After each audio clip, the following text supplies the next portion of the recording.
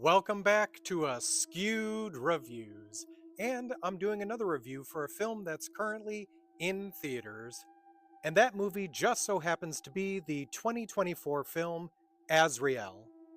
So in this film, the rapture has already happened, and now people that are remaining on the planet are having to deal with a whole bunch of terrible stuff.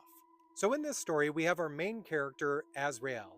Now I only know that that's her name due to the credits.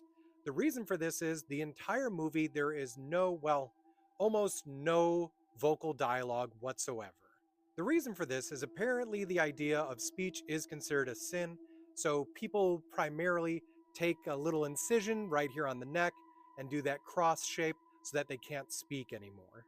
I'll be honest, I don't know if the no speaking thing would have been necessary to make this movie any better or any worse, but it was an interesting way to go with it and kind of artsy.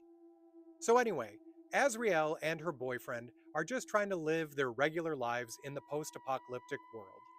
But as I mentioned, they have a lot to deal with.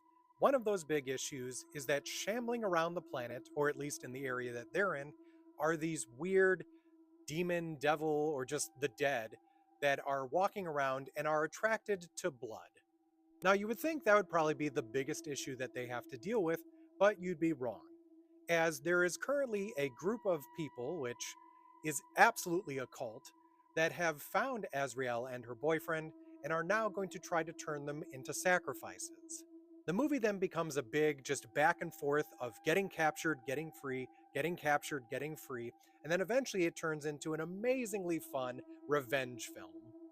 There are definitely some things in this movie that very much confused me and never gave me an answer, even at the end of the movie, especially the guy with the truck who had the radio, and I won't say more, but you'll know when you see it.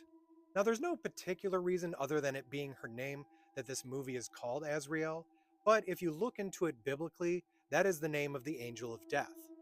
There are some really good practical effects in this film, by the way. I really liked how bloody it was at times, and if you like that kind of gore, I think you'll like it too. Samara Weaving is so good in this movie, and I'm not surprised because she did a great job in Ready or Not. But I will have to say, after seeing that movie and this one, I feel that Samara is now doing her own genre of movie that I call Samara Weaving and the Terrible, Horrible, No Good, Very Bad Day.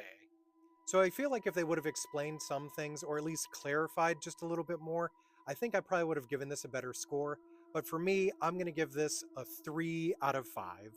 If you do get a chance to watch this, I absolutely recommend doing so.